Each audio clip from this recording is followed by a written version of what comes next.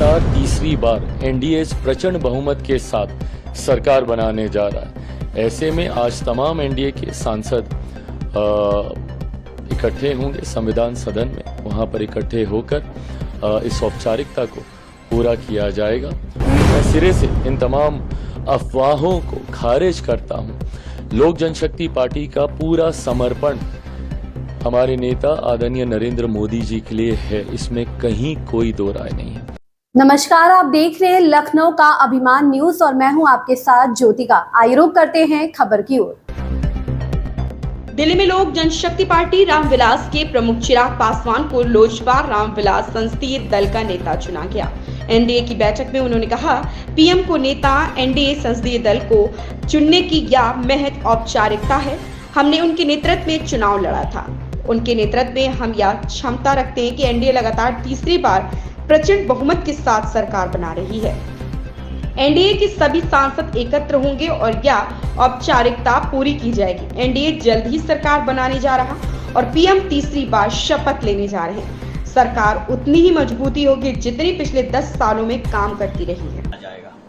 नहीं, बिल्कुल, और महज एक औपचारिकता है हमारे प्रधानमंत्री जी को नेता चुनने की। हम सब ने उन्हीं के ही नेतृत्व में चुनाव लड़ा और उन्हीं के नेतृत्व में ये सामर्थ्य था कि लगातार तीसरी बार एनडीए प्रचंड बहुमत के साथ सरकार बनाने जा रहा है। ऐसे में आज तमाम एनडीए के सांसद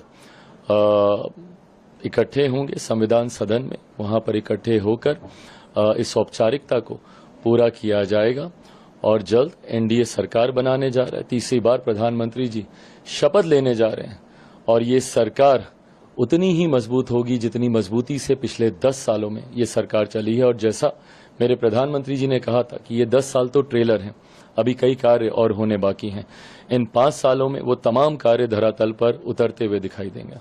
मैं आपके माध्यम से सिरे से, क्योंकि मैं भी मीडिया के माध्यम से कई खबरें अपने ही बारे में, अपनी पार्टी के बारे में मैं सुन रहा था, मैं सिरे से इन तमाम अफवाहों को खारिज करता हूं।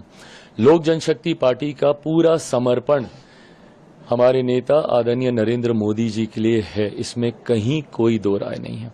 एनडीए लीडर्स की भी अभी परसों जो बैठक हुई थी उसमें भी बिना किसी शर्त के लोक जनशक्ति पार्टी ने अपना पूरा समर्पण हमारे प्रधानमंत्री जी के नेतृत्व के प्रति हम लोगों ने सौंपने का हम लोगों ने काम किया है। और ऐसे में पार्टी की ना कोई शर्त है, पार्टी की ना कोई मांग है। और मैं एनडीए की तरफ से भी इस बात को कह सकता हूं, एनडीए के किसी घटक दल ने उस दिन बैठक में ना कोई शर्त रखी, ना कोई मांग रखी। बिना किसी शर्त, बिना किसी मांग के हम लोगों ने हमारे प्रधानमंत्री जी के नेतृत्व को स्वीकारते हुए उनको अपना समर्थन देने का हम लोगों ने काम किया है। और आज महामहिम राष्ट्रपति जी से भी संभवतः दिन में तमाम एनडीए के नेता मुलाकात कर उनको भी अपना समर्थन पत्र, प्रधानमंत्री जी के नेतृत्व वाली चिट्ठी उनको भी सौंपी जाएगी। देखिए, गठबंधन में, और ये स्वतंत्रता हमारे प्रधानमंत्री जी ही हमें देते हैं कि गठबंधन में किसी भी तरीके के विषय पर खुलकर हम लोग चर्चा कर सकते हैं। उस दिन भी उस एनडीए लीडर्स की बैठक में भी प्रधानमंत्री जी ने हाईलाइट करके इस बात को कहा कि कोई भी सुझाव हो, एंड माय प्राइम मिनिस्टर, अच्छी बात यह है कि वो हमेशा सजेशन, सुझावों के लिए वो हमेशा सुनने को तैयार रहते हैं। पिछले 10 साल हम लोगों ने इस बात का अनुभव किया।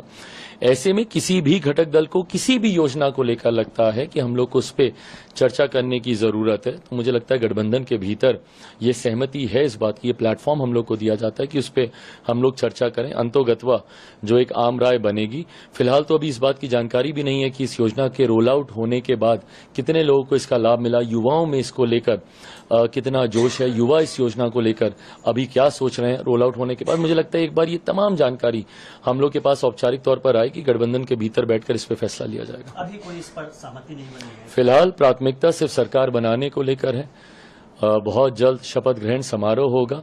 एक बार ये तमाम गर्मागर्मी सरकार तीसरी बार बन जाए, सुचारू रूप से कार्य करने लग जाए, 100 दिन का हम लोग का एक रोड मैप तैयार हो जाए कि क्या क्या कार्य हम लोग को करने हैं, उस दौरान इन तमाम बातों पर चर्चा हो जाएगी। कोई बड़ी बात नहीं। शुक्रिया। Thank you.